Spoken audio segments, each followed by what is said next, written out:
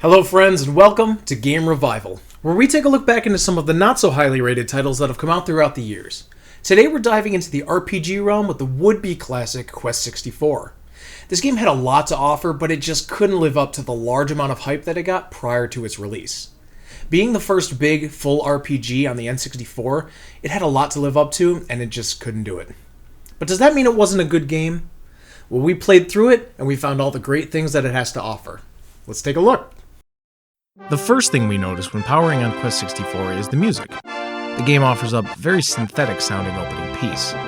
What comes to mind is how cheap and not thought out the music is. It's not exactly the best first impression, and first impressions are very important. But if we continue listening to the same piece, it really blossoms. It bubbles up inside. It buttercups the balls. Is it a fully orchestrated masterpiece? Not at all. But it does what it's meant to do. Listening to this opening music gets me excited for the upcoming adventure, and it makes me want to go on a quest. While the music is playing, the opening dialogue tells us the story so far. It tells us a bit about the kingdoms of the land and the relationship between them, as well as the main issue, the reason why we're setting out to begin with. This is also where we're introduced to the main protagonist, Brian. Whoa, wait. Brian? Yes, Brian. Or as I called him for the first half hour of the game, Mr. Quailman Jr. The story is a bit basic, but it's easily enough to get us started. Starting out, we're given a plethora of doors to open, each leading to similar-looking rooms, most of which being empty. A bit overkill, but we still found it fun exploring each room, searching for the first helpful items of the game. Luckily, exploring most of the other areas of the game isn't this tedious. Another early impression that may have turned off gamers, and again, as we press on, we see it gets much better.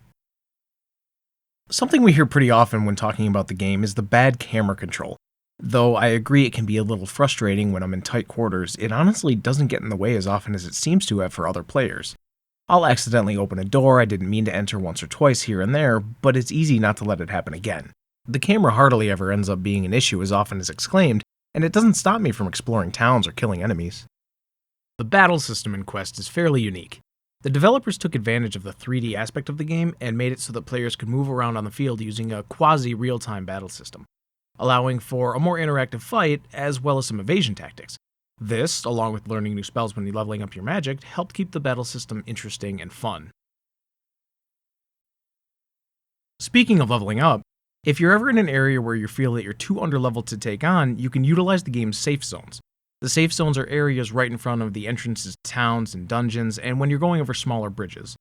There aren't any enemies here, so you can wander around in the safe zone to build your MP back up, and then heal yourself until you're ready to move on.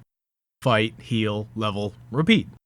And if you're thinking, oh man, grinding sucks, I don't want to do that, wah! The good news is that it doesn't take long at all to get prepared for each area. Oh my god, did you see that awesome door opening animation? Brian is so magical, he can open the door by hitting the door next to it. Apprentice my ass. There are a few things in Quest that make the world seem a little more tangible. Day and night cycles are a cool feature, and the fact that everyone has their own individual names makes towns livelier. Let's see, more positive notes about the game. Well, save times are super fast. You're able to speed through the save menu in about 5 seconds, though it's not really recommended if you have multiple save files.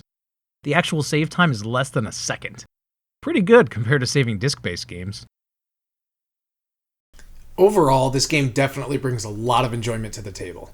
From the expansive locations, to the variety of enemy, to the intricate battles, Quest 64 is an adventure that should be re-explored, now that the hype has died down a bit. Until next time, keep an open mind, go out there, and make a new opinion for yourselves. Take care.